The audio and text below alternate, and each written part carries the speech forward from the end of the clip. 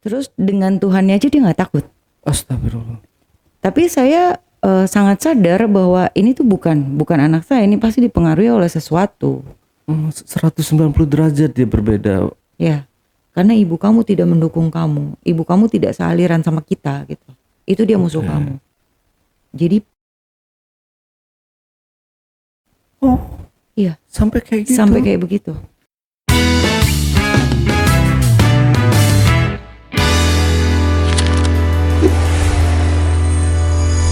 Curhat dong Bang Ale. Assalamualaikum warahmatullahi wabarakatuh. Ketemu lagi dengan saya Ale, host Jejak Backpacker. Satu-satunya host paling tampan se-Bekasi dan sekitarnya. Yang pastinya wajib diselamatkan dari kepunahan. Kali ini di hadapan saya telah hadir seorang narasumber yang akan berbagi cerita tentang anaknya yang salah pergaulan. Seperti apa kejadiannya? Langsung aja kita sapa narasumbernya. Assalamualaikum. Waalaikumsalam Kak Endi. warahmatullahi Ya Kak Endi, terima kasih udah hadir di Iya. studio Jejak Backpacker. Ini Kak Endi dari mana sih Kak? Dari Ciputat. Dari Ciputat. Iya. Jauh juga ya. Oh, lumayan. Cuma tadi mampir dulu ya ke Mampir dulu. ke tempat lain ya Iya. gitu. Oke, Kak Endi, ini kayak gimana sih kok bisa anaknya itu bisa salah pergaulan seperti itu Kak Endi? Bisa mungkin langsung bisa cerita ya? Jadi saya ini tuh tipikal orang tua yang tidak mengekang sebenarnya gitu kan. Jadi mengikuti aja pergaulan anak ini dan memantau, memberikan kepercayaan gitu. Ya, tapi kembali lagi lingkungan pergaulan yang terlalu apa ya? Mungkin zaman sekarang ya bebas gitu. Itu anak-anak saya tuh kurang bisa menjaga diri gitu. Akhirnya terbawalah dengan lingkungan pergaulan yang agak negatif ini ya, bisa dibilang seperti itu gitu. Ya, jadi sebenarnya kepercayaan yang saya berikan itu adalah tidak bersentuhan dengan obat-obatan, seks bebas gitu kan. Oke. Nah, tapi ternyata ada satu yang miss dari saya, yaitu ya kekerasan itu, kayak tawuran, Oke. seperti itu, gitu. Karena berhubung anak saya juga laki-laki, gitu. Dan ini tuh kejadiannya umur dia itu SMP ya, berarti 13, 14, 15 gitu kan.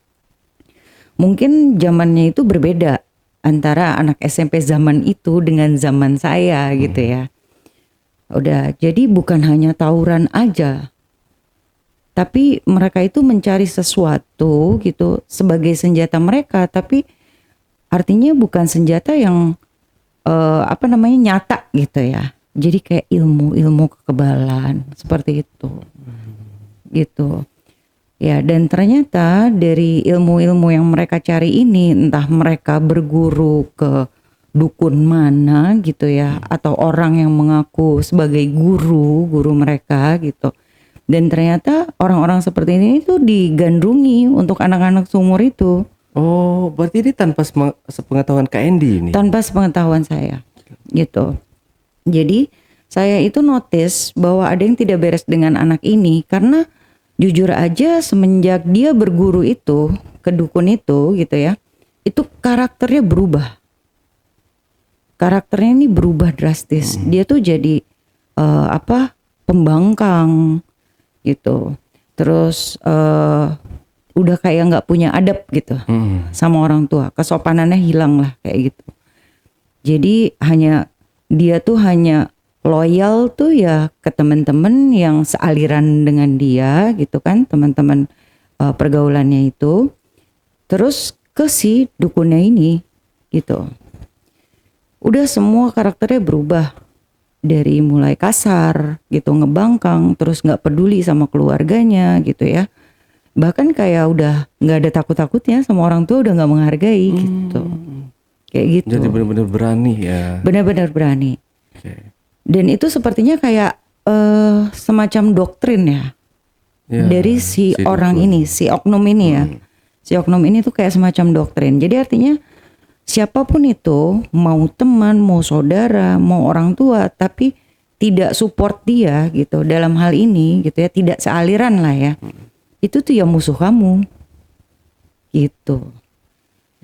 Ya jadi Om Ale kan maksudnya maklum ya dengan kayak gitu, kebayangkan Iya, segimana dia itu membangkangnya gitu loh.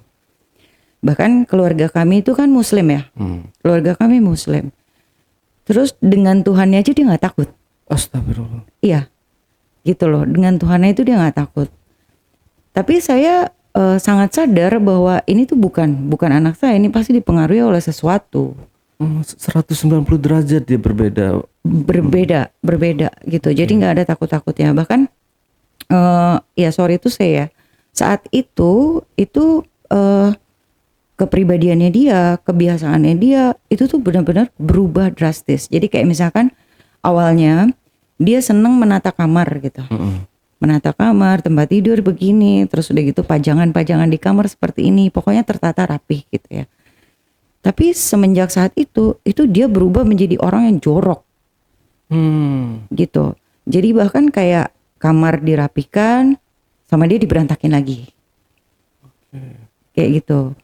Dan yang bikin saya kaget itu ibaratnya kayak jangankan disuruh untuk ibadah gitu ya, jangankan untuk disuruh sholat, bahkan dia itu nggak sungkan untuk menyingkirkan sajadah dan sarungnya tuh seperti kain pel, gitu loh. Terus ada gambar-gambar di kamar juga gitu kan, kayak aku mungkin kurang paham ya dengan aliran yang disebut ya satanik atau apa gitu ya, tapi sedikit banyak aku tahu tentang logo-logo itulah, simbol-simbol itu gitu. Jadi kayak lampu kamar tadinya terang diganti dengan yang remang-remang gitu. Terus pintu dicat jadi hitam, tembok segala macam, pokoknya piloks di kamar. Sampai yang saya kaget itu saya menemukan simbol itu. Oke, simbol satanik itu. Iya. Simbol itu ya mata satu atau apa, segitiga, bintang gitu-gitulah. Oh. Ya, yang seperti itu gitu. Jadi awal itu pada saat saya tegur dia untuk kayak sholat, itu dia masih yang ngeles gitu loh. Kayak yang iya udah nanti saya sholat, iya nanti saya sholat. Sampai terakhir saya tegur itu jawaban dia adalah saya nggak mau sholat. Kenapa sih jangan paksa saya gitu. Jadi sudah mulai seperti itu gitu loh.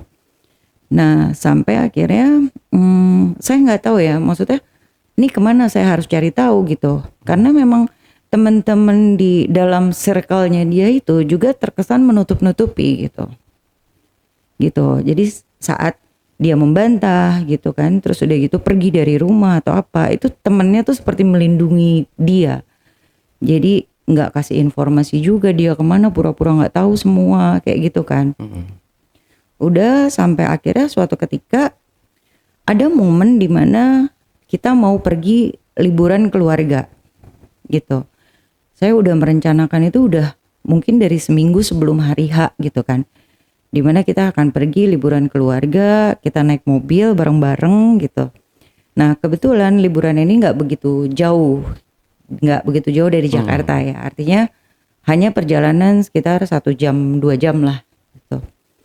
Nah pada saat itu kita mau berangkat nih, dia bilang saya berangkat sama teman saya aja gitu. Kan saya heran dong, loh kok sama temen, ini kita mau liburan keluarga, ngapain kamu ngajak teman kamu gitu. Singkat cerita dia itu benar-benar nggak mau barengan satu mobil sama kita gitu. Nggak mau barengan satu mobil sama kita, bahkan dia bilang kalau seandainya bunda nggak mengizinkan saya pergi sendiri sama teman saya lebih baik nggak ikut. Gitu ya kan. Sampai akhirnya saya pikir ya sudahlah, saya ngalah gitu. Saya ngalah, dia pergi aja sama temennya gitu kan. Saya pergi sendiri. Tapi sebelum saatnya kita pergi itu memang kita berdebat gitu kan. Dan jujur aja kayak apa yang dia lakukan ke saya itu buat saya tuh agak shock juga gitu. Kok ini anak sampai segini berani ya sama saya gitu kan. Sampai ada satu kata-kata yang mungkin terlalu kasar gitu ya untuk dia gitu. Karena memang saya tuh sebagai orang tua kayak udah emosi banget gitu kan, emosi banget dengan dia nggak menghargai gitu. Udah sampai akhirnya kita berdebat dan batal.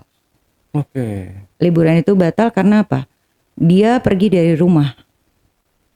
Gitu.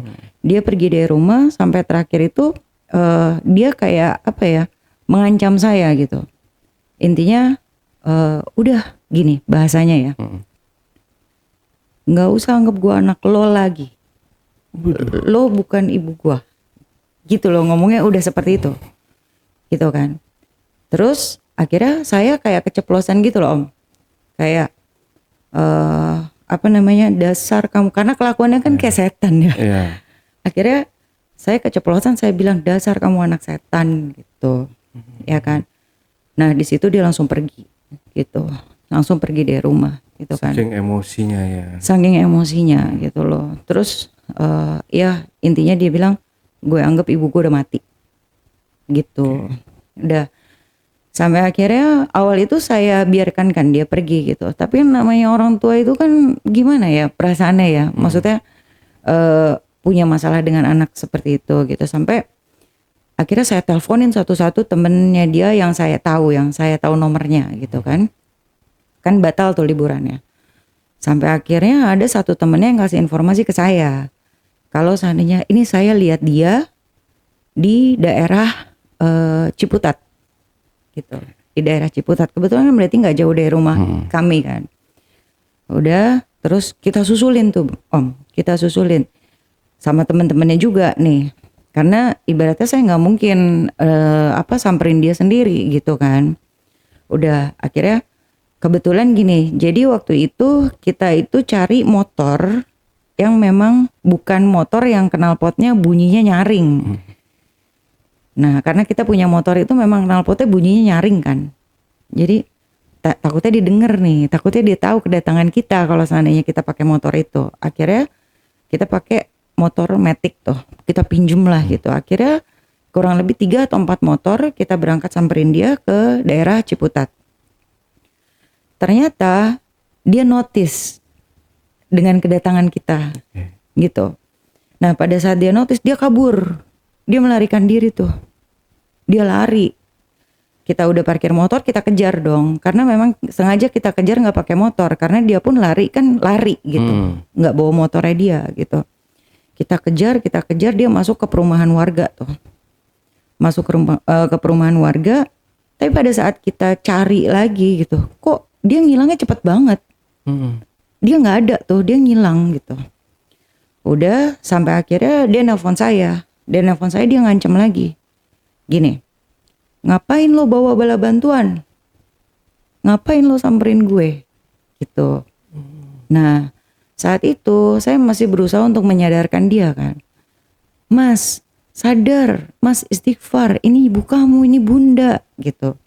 Terus lo bukan ibu gue, pokoknya intinya membangkang gitu kan. Udah sampai akhirnya kamu di mana gitu.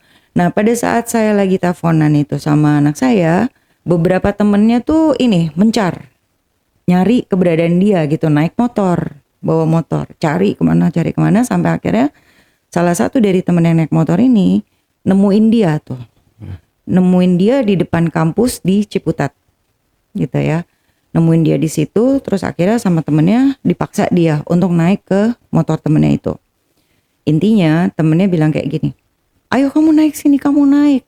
Terus apa sih yang bikin kamu kayak gini? Kasihan itu ibu kamu gitu. Akhirnya dipaksa naik, dia naik tuh. Nggak tau lah temennya bilang apa ke dia gitu ya. Sampai samperin di tempat saya berada.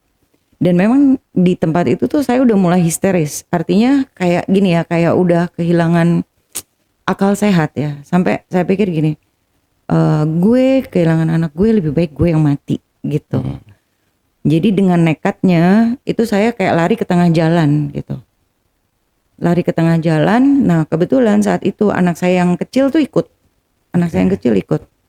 Jadi pada saat saya lari ke tengah jalan, itu anak saya yang kecil teriak, bunda, nangis gitu kan. Nah saya di situ udah nggak sadar, kayaknya pingsan gitu. Karena pas sadar itu saya ada di trotoar. Saya ada di trotoar, Terus beberapa dari temennya dia berusaha untuk menyadarkan saya kan gitu. Bunda bangun, ini Mas ada di sini gitu. Udah terus udah gitu kan posisi saya kan tiduran ya gitu kan. Tiduran terus pas dibangunin saya disenderin di pagar taman tuh. Nah di depan saya itu ada beberapa anak, temennya anak saya, termasuk anak saya.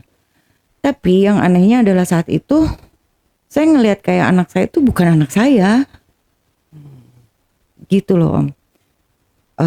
Om tahu ya kayak penampakannya tuh kayak gembel ya. Gitu ya. Kayak di situ saya yakin bahwa ini dia sudah menganut sesuatu yang tidak baik gitu loh. Sampai bahkan mungkin saya tuh orang yang sedikit sensitif, sedikit peka gitu kan. Sampai akhirnya ya ini mungkin nih sosok yang saya lihat yang menguasai anak saya sehingga karakternya sudah jadi berubah gitu, joroknya gitu kan. Terus dari karakter ini yang saya lihat juga kasarnya gitu pokoknya ya. Sampai akhirnya saya bilang enggak, ini bukan anak saya bilang gitu. Ini aku bun gitu kan. Udah sampai akhirnya pas begitu saya lihat lagi, iya ini anak saya kok gitu kan. Nah tapi di situ dia langsung meluk saya. Aku minta maaf bun, aku minta maaf gitu. Bun tolong aku. Loh, jadi seakan-akan kayak berubah menjadi normal lagi gitu loh. Ya kan, sampai nangis gitu. Bun pokoknya jangan tinggalin saya, tolong saya gitu. Akhirnya saya bilang kan ke anak saya itu, apa yang bisa bunda bantu tuh apa? Kenapa sih kamu jadi begini gitu kan? Akhirnya dia ngaku Om, kalau dia merasa kayak dikuasai oleh sesuatu. Dia merasa, dia menyadari kalau dia itu menganut ilmu yang salah, tapi dia tidak bisa menjauh. Karena apa? Apa yang dia dapat itu, apa yang dia dalami, itu ternyata meminta sesuatu gitu. Meminta sesuatu, ibaratnya kalau kita kenal kayak, mungkin ini doktrin dari si dukun itu ya, bahwa kalau kamu mau kebal misalkan gitu, itu dengan ilmu ini, tapi ada sesuatu yang harus kamu korbankan, kayak tumbal gitu ya. Ada sesuatu yang kamu harus tumbalkan gitu. Udah, akhirnya saya tanya kan gini, apa saya bisa bantu apa, bunda bisa bantu apa gitu. Tolong bun, itu mungkin apa yang dikenal dengan apa sih, kayak jimat-jimat gitu ya. Wapak gitu ya. Oh ya, wapak gitu ya. Jadi tolong bun, ini benda ini gitu kan ada di seragam saya, di saku seragam saya, katanya gitu. Itu ada di rumah. Tolong dimusnahkan gitu, supaya saya bisa terlepas dari jeratan ilmu itu gitu kan. Udah, tapi dia tetap nggak ngaku ya, maksudnya dia mengenal ilmu itu dari mana gitu kan. Dan bahkan mungkin menurut saya dia juga nggak paham dari awalnya apa yang harus dia korbankan, tapi dia sudah kayak terjerumus ke dalam situ dan harus melanjutkan, nggak bisa berhenti gitu. Udah, akhirnya dia bilang tolong itu dimusnahkan, dia bilang.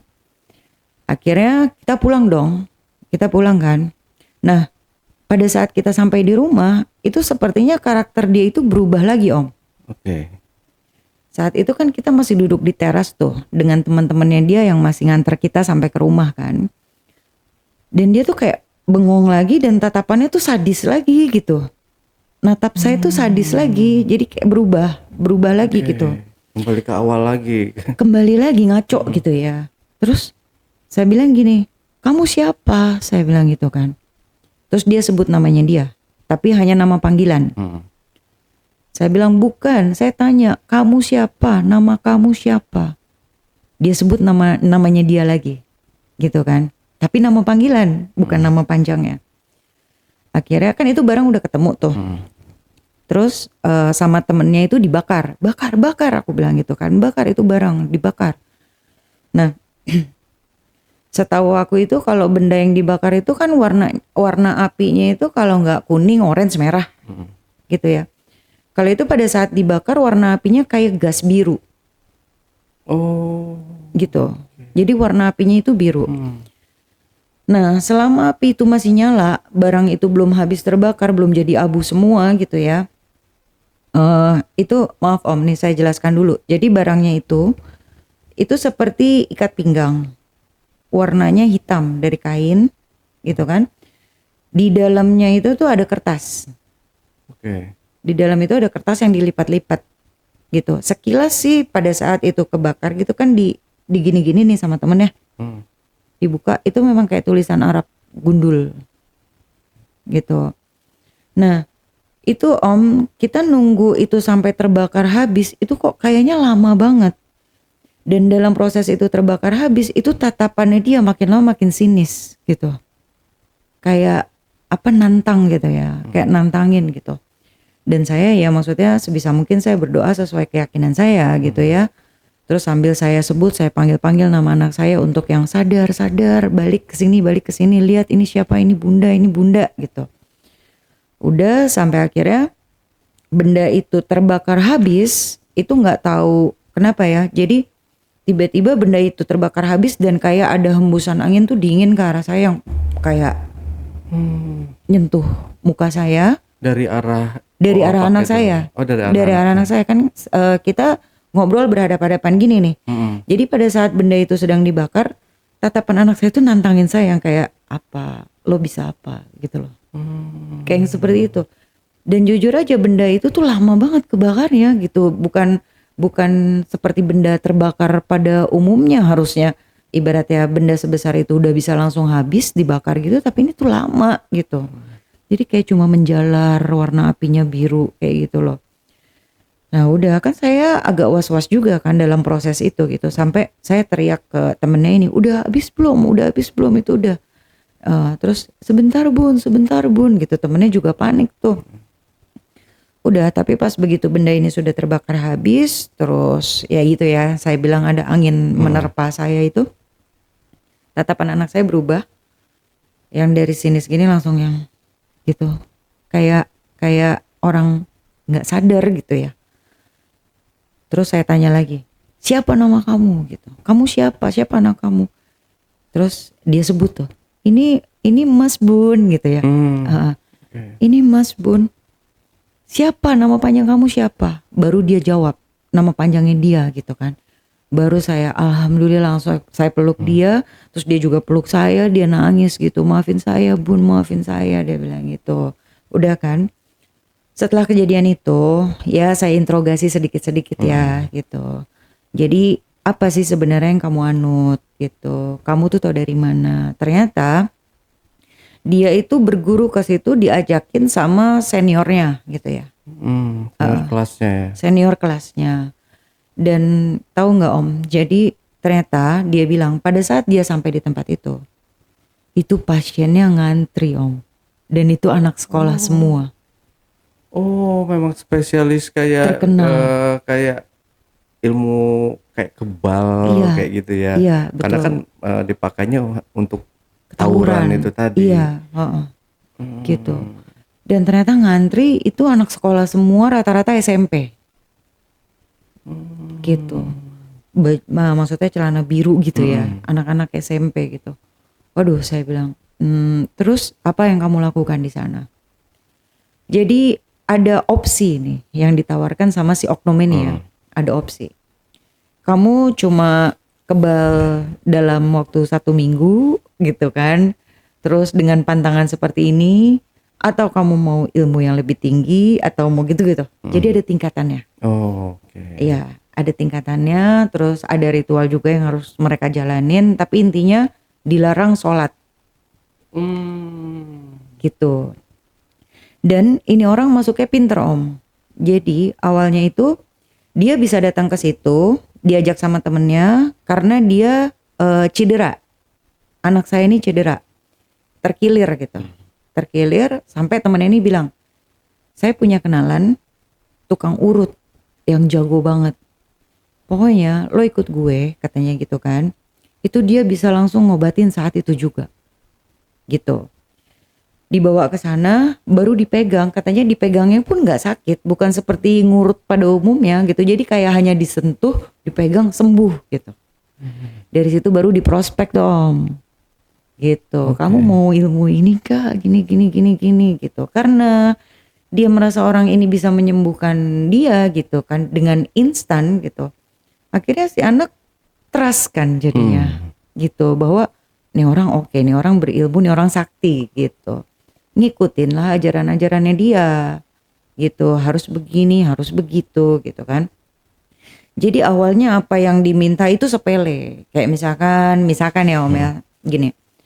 Aku minta ayam hitam misalkan gitu. Bawa ke sini. Dah. Nanti meningkat nih. Habis ayam dia minta apa lagi yang lebih berat lagi gitu kan. Udah. Nah, tapi lucunya adalah gini. Jadi anak saya ini bilang sama saya, pantangannya Bun, cuma nggak boleh kena air hujan. Jadi kalau kena air hujan katanya ilmunya itu hilang. Oh gitu. Iya, iya kan. Nah, jadi gini, anak saya itu kayak mulai berpikir gitu, gila ya, apa yang gue korbanin ternyata nggak sepadan, gitu. Gue kebal, tiba-tiba pada saat tawuran hujan mati gue gitu kan ya. Iya. Akhirnya disitulah dia mulai membantah si Oknum guru, ini. iya si oknum ini gitu loh. Dan ditambah lagi adalah kenapa dia akhirnya membangkang gitu? Karena itu makin lama apa yang diminta itu makin ekstrim gitu ya. Sampai bahkan minta nyawa orang. Oh. Iya, kayak gitu. Jadi ibaratnya gini ya Om, saya cuma berpikir gila ya, anak-anak seumuran anak SMP ini yang ibaratnya sedang mencari jati diri gitu kan. Terus dengan dia circle pergaulan yang kita nggak tahu seperti apa, ketemu dengan oknum seperti ini, udah mau hobi mereka tawuran, terus dimintanya nyawa orang, itu kebayang nggak nekatnya mereka untuk ngabisin lawannya kayak apa? Gitu loh. Jadi kayaknya didoktrinnya seperti itu, gitu kan. Nah ternyata ini relate nih Om, sama pada saat kita waktu mau liburan dan dia nggak mau pergi satu mobil sama saya. Jadi ternyata ada satu senjata itu mungkin kalau dibilang golok sih nggak sebesar golok, tapi juga nggak sekecil pisau gitu ya, sedang lah ukurannya gitu. Tiap kali dia mengorbankan sesuatu atau menumbalkan sesuatu, itu memang harus dieksekusinya dengan senjata itu, gitu. Dengan senjata itu, entah misalkan yang diminta ayam cemani misalkan gitu, sembelih ayam itu pakai pisau itu, gitu. Terus nanti misalkan yang diminta apa lagi, kambing, gitu, kepala kambing, ya dia harus sembelih kambingnya pakai pisau itu, gitu. Jadi menurut dia tuh kayak ya entah iblis atau jin entah apalah itu tuh adanya di pisau itu. Jadi pada saat kamu menyembelih dengan itu seakan-akan ya kamu ngasih makan dia gitu kan dengan pisau itu. Dan kalau kamu penuhin itu ya ilmu kamu semakin tinggi. Gila ya. Iya sampai kayak gitu Om. Udah. Dan saat dia nggak mau ikut liburan sama saya, ternyata apa permintaan oknum itu? Permintaan oknum itu adalah, selama ini kamu bertengkar sama ibu kamu kan, selama ini kan kamu gak akur sama ibu kamu itu musuh kamu. Waduh. Ya, karena ibu kamu tidak mendukung kamu, ibu kamu tidak sealiran sama kita gitu, itu dia musuh kamu. Jadi iya Sampai kayak gitu. sampai kayak begitu. Itu makanya dia gak mau semobil sama saya, karena dia takut tiba-tiba dia gelap mata dan nekat gitu. Anjir. Gue malah merinding. Iya, jadi menghindarnya tuh seperti itu. Makanya kenapa dia sampai benar-benar menentang nggak mau semobil, karena di situ dia cara menghindar gitu. Di satu sisi gimana ya, mungkin masih dilindungi sama Tuhan gitu. Artinya hati nuraninya masih ada gitu, belum benar-benar terdoktrin dengan si oknum ini gitu. Jadi ibaratnya kayak yang memang anak ini tuh deket banget sama saya gitu. Makanya saya yakin banget anak ini baik gitu. Jadi memang karakternya tuh berubah semenjak itu ya, semenjak dia kenal itu. Jadi makanya kenapa dia menghindar gak mau satu mobil sama saya, karena dia takut dia jadi gelap mata, dikuasai sama entah apa itu, entah ada makhluk gaib atau pikirannya sendiri gitu ya, sehingga nekat gitu. ngabisin saya dengan pisau itu, Oke. gitu. Dan saya nggak tahu ya, maksudnya sebegitu meyakinkannya oknum ini terhadap dia. Jadi kalau tadi saya cerita yang kita kejar-kejaran di daerah Ciputat dekat kampus itu, kan dia lari dikejar sama teman-temannya kan. Tapi tiba-tiba kan dia hilang kan, nggak tahu kemana kan. Dan ditemuin sama temennya itu di depan kampus. Padahal jarak kita kejar-kejaran itu seakan-akan dia tuh udah tersudut gitu loh Om. Jadi kayak dia masuk ke dalam satu komplek perumahan gitu kan. Itu di portal Om, dan itu buntu. Jadi dia masuk melewati portal itu, kita pun ngejar melewati portal itu. Gitu. Dan ternyata lewat portal itu ke kanan buntu, ke kiri buntu. Jadi rumah gitu ya, ke kanan ada beberapa rumah, ke kiri ada beberapa rumah, tapi udah buntu. Jadi akses jalan masuk adalah hanya melalui portal. Jadi kayak bentuknya letter T gitu. Oke. Tapi pada saat kita kejar ke situ kok dihilang ya? Gitu kan.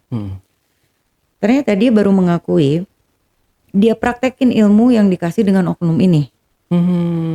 Katanya gini, pada saat kamu terpojok, sebenarnya ini dipraktekkan pada saat tawuran kan, kalau kejar-kejaran dengan musuh gitu.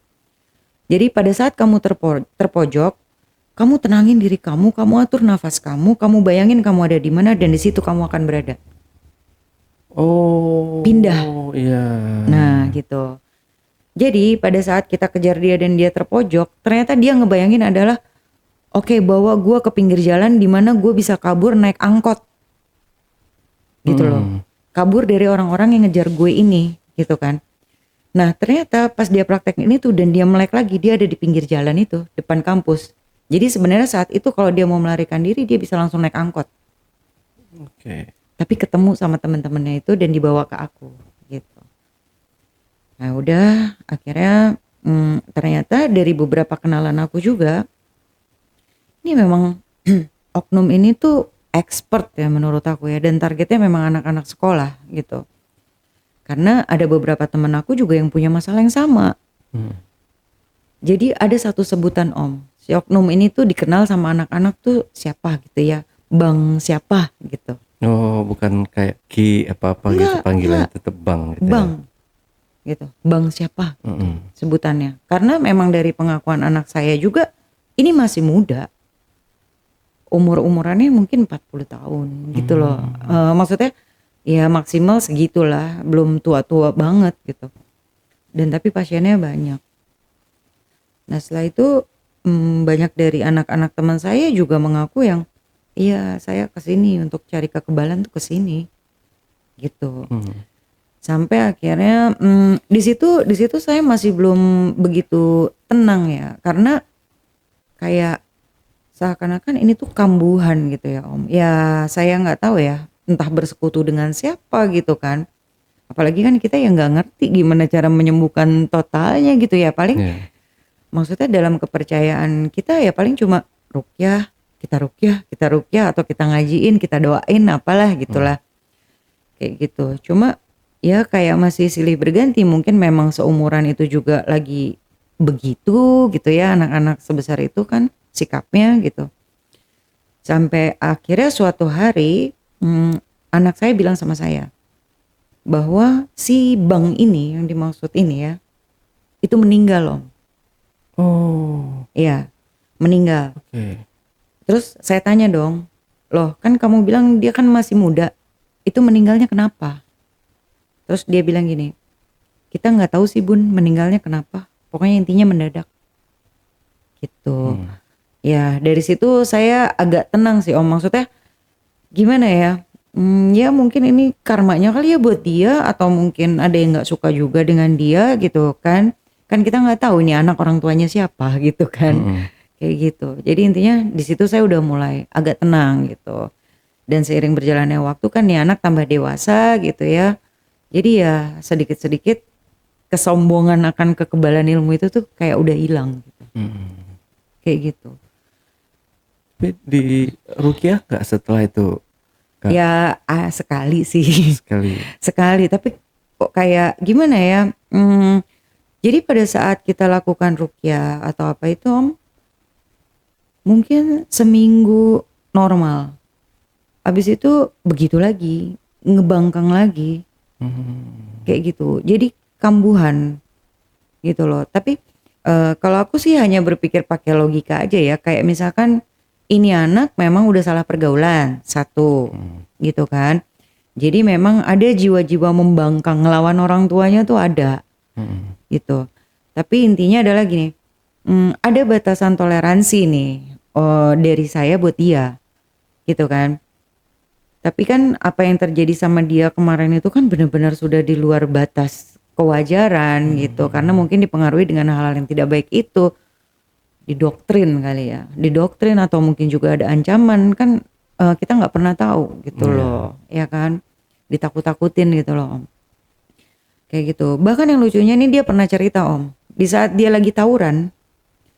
Dan itu kelihatan kayak aduh gerimis nih gitu ya. Itu dia sampai bilang sama temennya nih ibaratnya adik kelasnya gitu sampai bilang gini, cariin gue payung, cariin gue jas hujan, pokoknya gue gak boleh kena air hujan. Kayak gitu. Sebegitunya gitu loh. Padahal kalau pun pakai payung kan tetap aja kan tempias percikan-percikannya bisa kena juga. Iya, namanya orang panik gimana ya Om ya, pokoknya cariin gue payung atau jas hujan, pokoknya gue gak boleh kena setetes air hujan pun gitu. Mati gue nih kalau gitu deh. Tapi selama dia mendalami ilmu kebal itu di dalam kamarnya nggak pernah ditemukan kayak klinik-klinik kayak gitu nggak? Penuh dengan senjata tajam. Oh. Iya. Apapun sama dia rubah jadi senjata. Gitu. Jadi kayak nggak takut mati gitu ya. Karena dia merasa mungkin ya gue kebal gitu. Gitu. Si oknumnya ini orang asli mana dia? Jakarta. Jakarta juga. Jakarta. Ya? Gitu. Dan tinggalnya pun nggak jauh, daerah-daerah Jakarta Selatan juga gitu, cuma pinggiran lah gitu. Gitu. Iya, kalau udah pasien-pasiennya udah anak-anak anak sekolah gitu ya pasti ya buat kayak gitu kayak buat tawuran. Jadi anak-anak yang masih tanggung ya, masih nakal-nakalnya tuh masih berani coba-coba lah gitu untuk nakalnya. Iya, kayak gitu. Dan itu kan jadi menjurus ke kriminal loh Om. Iya. Karena pengakuan dari anak saya juga, oke, pada saat si dukun ini minta ayam, mungkin dia bisa nyisihin dari uang jajannya untuk beli ayam. Iya. Ya kan, terjangkau lah gitu. Pada saat disuruh beli kambing, ngorbanin kepala kambing kan udah mulai bingung nih. Iya. Kambing kan mahal. Akhirnya apa? Malak.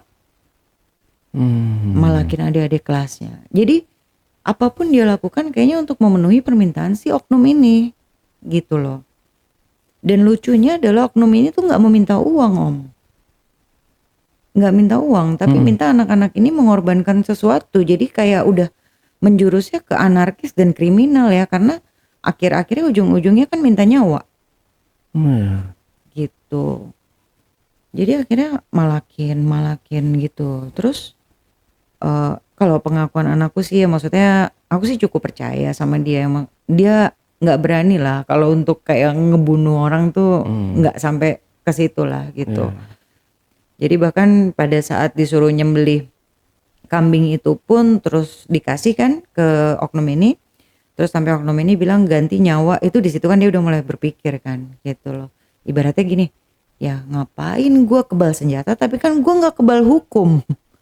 Gitu. Dia mikir tuh otaknya jalan untungnya gitu. Nah apalagi pas disuruh untuk mengorbankan ibunya sendiri, jadi nalurinya bangkit gitu loh. Iya gitu, terselamatkan. Untuk amalan-amalannya tiap malam ada amalan-amalan dia yang harus dikerjakan atas suruhan si oknum ini. Yang paling inti pantangannya adalah nggak boleh sholat. Nggak boleh sholat, baca-bacaannya gitu. Nggak boleh. Apapun zikir apa pokoknya yang menyebut nama Allah itu nggak boleh, dipantang. Gitu. Jadi bahkan Al-Quran kecil tuh Om, Al-Quran kecil yang saya taruh di meja belajarnya itu sama dia disingkirin, dimasukin ke dalam laci, jadi nggak kelihatan gitu. Terus sajadah sengaja saya gelar sama sarungnya saya gelar gitu di kamarnya. Itu benar-benar disingkirinnya tuh bukan dilipet ditaruh di dalam lemari, tapi disingkirin seperti keset. Hanya kayak disingkirin ditendang pakai kaki gitu. Kayak gitu. Dan terutama perubahannya sikap sih. Benar-benar yang menentangnya tuh kayak orang tua tuh kayak bukan orang tua gitu. Gitu. Tapi kalau di kamar tuh selain yang gambar-gambar yang bermata satu, itu ada nggak kayak kayak gambar apa ya? Kalau yang Baphomet itu, yang Baphomet. kambing ya, kepala kambing ya? Kepala kambing. Iya kepala Iya kambing. saya tahu kepala kambing. Maksudnya kayak siluman gitu kan Iya. ya. Badannya manusia, Iya. kakinya kambing, kepalanya kambing. Enggak sih saya nggak nemuin itu. Cuma gini, aksesoris ya. Aksesorisnya dia pun berubah. Jadi kayak misalkan dulu dia nggak suka aksesoris cincin-cincin atau apalah segala macam. Tiba-tiba dia punya cincin tuh yang gambar bintang gitu. Terus gambar apa itu namanya? Yang ini apa? Kalau untuk manggil setan tuh yang bulat gitu pakai lilin-lilin ada bintangnya di tengah tuh. Yang Dajjal. Bukan kayak lambang apa ya itu namanya ya. Pokoknya itu tuh untuk memanggil arwah gitu. Katanya lantai digambar gitu terus ada gambar bintangnya terus di situ dipasangin lilin-lilin gitulah. Simbolnya hampir mirip seperti itu. Jadi aksesorisnya dia berubah. Cincin dia mau cincin tengkorak gitu. Pokoknya yang serem-serem. Dan ini Om, karakter-karakter yang dia idolakan itu karakter-karakter yang keras. Kayak tiba-tiba dia suka sama Nazi. Siapa tuh namanya? Iya. Ya, Nazi. iya. Hitler. Dia suka sama itu. Terus dia suka sama Pablo Escobar. Pokoknya seperti itu. Jadi intinya kayak wah gimana nih aku bingung juga gitu ya. Maksudnya oke lah mungkin ada sesuatu yang positif dari mereka yang bisa diambil tapi jangan negatifnya gitu kan ya. Tapi kan yang aku khawatirkan anak seumuran dia kan belum tahu ya. Ikut aja jadi benar-benar mengidolakan seseorang ya diikutin full 100%.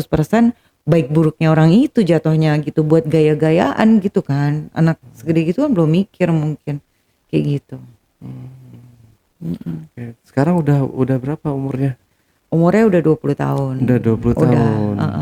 Berarti udah kuliah atau kerja? Udah kerja. Dia nggak kuliah. Dia kerja gitu. Dan itu udah sama dia udah dilupakan ya? Udah dilupakan gitu. Jadi emang basicnya itu Om, namanya anak laki-laki dan kebanyakan bergaul di luar gitu. Ya jorok gitulah. Kayak misalkan kurang peduli sama sesuatu. Kayak cangkir-cangkir bekas di kamarnya, baju bertebaran di kamarnya masih seperti itu. Tapi alhamdulillahnya saya nggak pernah menemukan lagi hal-hal semacam klinik atau apapun gitu. Gitu sih. Jadi sudah berubah dan sudah sadar gitu. Iya. Yang ngerinya masuk ke jaringan ya itu penyembah satanik itu kan ngeri banget kan apalagi kemarin di kita juga di channel yang satunya ya itu ada narasumber yang dia menceritakan tentang Baphomet gitu dan dia kenal langsung sama orangnya yang penyembah Baphomet itu. Iya. Itu ngeri banget ternyata ada gitu loh di ibu kota ini. Ya bukan ibu kota lagi ya ini ya. Kota ya. Kota Jakarta. Iya. Gitu. Oke, Kak Andy. Ada lagi yang perlu disampaikan nggak nih kira-kira sebelum kita akhiri? Ya sebenarnya sih pesan aja gitu ya. Boleh. Mungkin kayak trust atau kepercayaan yang kita kasih ke anak kita ya jangan 100% seperti itu. Kita masih harus tetap memantau gitu. Jadi norma-norma adab antara anak ke orang tua juga harus tetap dijaga gitu. Karena memang pengaruh lingkungan itu sangat ini sih besar ya. Unpredictable gitu. Betul. Apalagi ya kita nggak tahu kan penerimaan anak kita itu seperti apa gitu. Antara dia bisa menghindar atau dia nggak enak akhirnya mengikuti arusnya gitu. Seperti Iya, itu sih. Bukan jauh-jauh lah dari toksik ya. Iya, benar. Oke, terima kasih ya Kak Endi. Oke, teman-teman semua, itulah tadi obrolan saya bareng Kak Endi. Jangan lupa untuk selalu support channel YouTube Ale Jejak Backpacker dan channel YouTube Jejak Backpacker. Buat teman-teman juga yang punya pengalaman menarik dan ingin bercerita langsung di studio Jejak Backpacker, teman-teman dapat menghubungi admin melalui nomor WhatsApp di 0858 47683. Wassalamualaikum warahmatullahi wabarakatuh. Oke, Kak Andi, terima Ya, kasih terima kasih. buat waktunya. Ya. Sampai jumpa.